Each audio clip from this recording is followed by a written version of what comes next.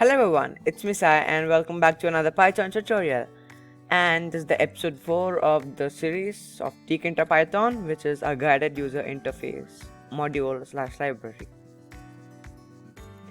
Now in this episode we'll be going on entry in Tkinter, which is the inputs of the user interface. So before that, let's get into it and let's import Tkinter.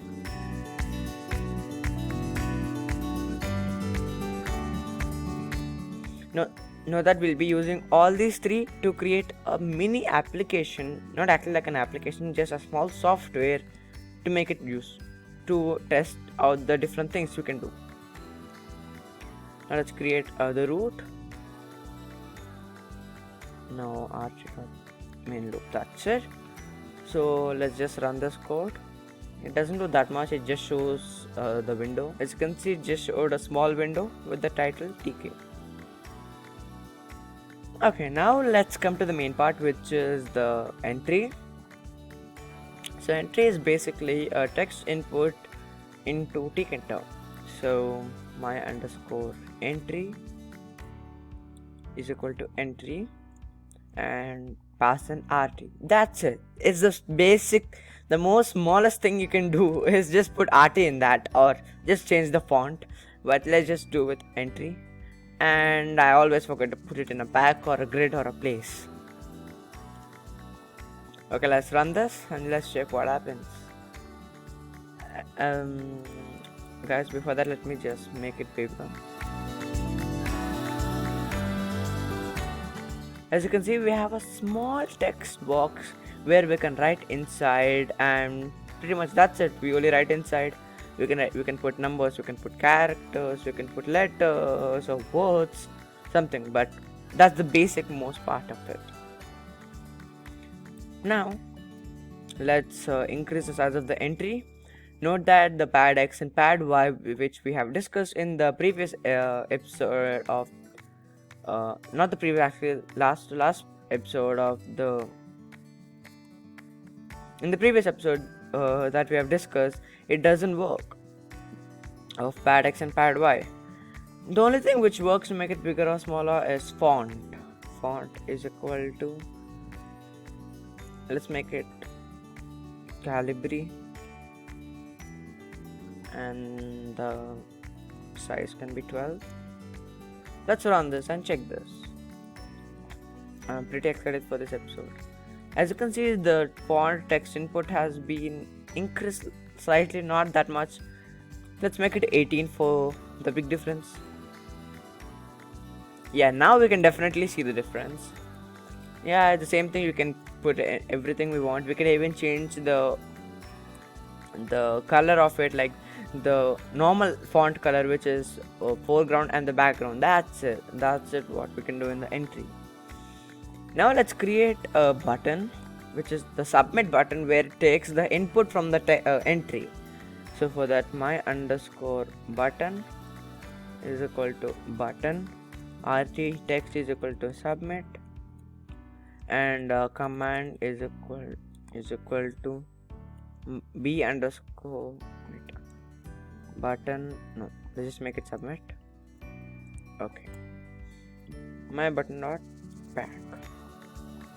Now let's create the submit function, small one, and we don't need to pass in anything because it's not required till now. And inside this, let's just make sure that the button works. As you can see, if we press submit, it is showing that the button has been pressed. And I don't know why this whole thing is showing. I don't know all these things why it's showing, and there's nothing wrong with the code as well. Let's just leave it, and if you press submit, it's showing the button has been pressed. Now comes you can say the surprising part of the video, and that is getting the text input into the processing area and from there into the user interface. So I'm just gonna remove this line. I'm just gonna write my underscore text. No, I'm just gonna put my underscore info is equal to my underscore entry dot get. What this means is anything which is inside this my entry, it is going to be transformed into my info with the method dot get. Let's save this and let's print what my info is showing. My underscore info. And obviously you can change the variable names as you wish.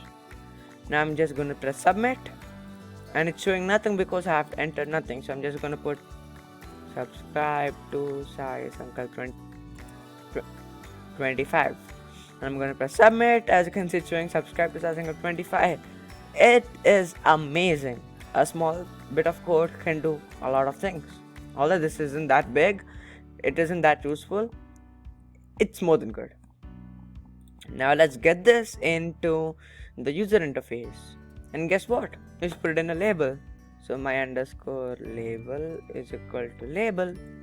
In that rt text is equal to, and note that over here we don't need to put anything inside it, so we're just gonna put my underscore info. Now pretty much that's it. So my underscore label dot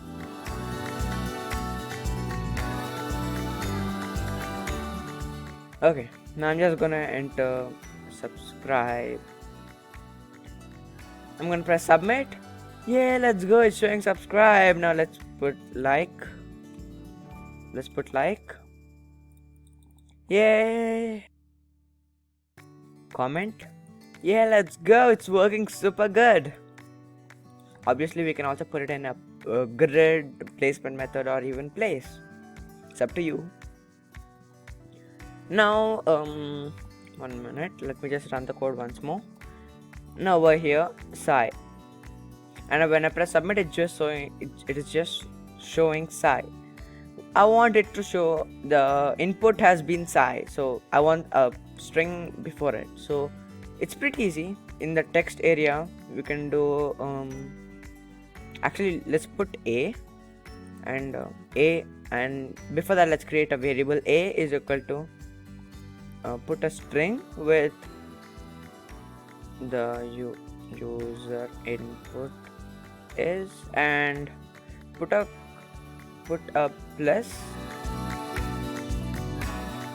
As you can see over here, it's working really good. I put Sai, the user input is Sai, and note that after is, it's not showing any space or gap because over here in the string end we did not put any gap. This is one method. This is one way we can do. The second way is pretty much the same thing, but this time we'll be using dot format.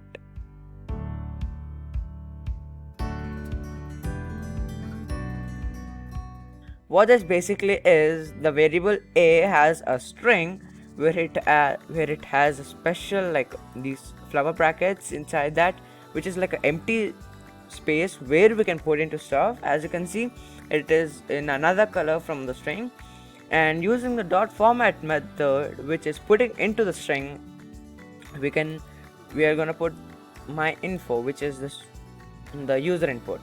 This is using dot format, but we could also do using an f string.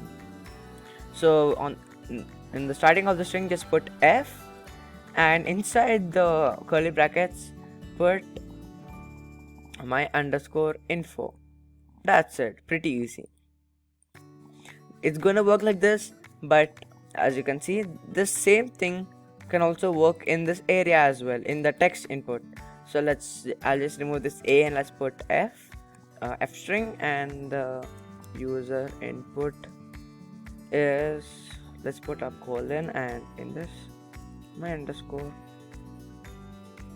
Now this episode has also been like a tutorial on f string and a dot format. It isn't that much, it's just like a small thing. It's not even a part of the tutorial, but it's okay. So let's put size. I'm just gonna put my underscore info underscore best. Let's submit.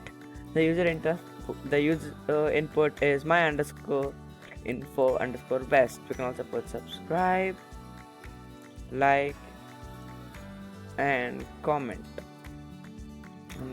And it's showing the same like the text over here. It works like a charm. It's super good. So yeah guys, that's it for this episode, and next episode is episode 5. I'm pretty excited for it because we'll be doing something different. We'll be testing our Python Tkinter skills. So episode 5 is like an assessment episode. So every 5 episodes we learn something new and we test ourselves. So next episode we'll be making a small application with a button, label, and an entry. That's it. And in the following episodes, which is episode 6, episode 7, we'll be going in more depth on these things. We'll be making it the best. We'll also be using object-oriented programming in this, which is like a not like extremely high level stuff, but it's pretty complicated for beginners. We'll be using object-oriented programming. We'll be connecting this with databases. We'll be connecting this into text file, Excel. We're gonna get the input from the Excel, put it in the user interface, and pretty much that's it. And in the following episodes as well, we'll be putting photos or like pictures into Tkinter. So yeah, that's it guys. Thank you so much for watching. Like, share, and subscribe. Bye.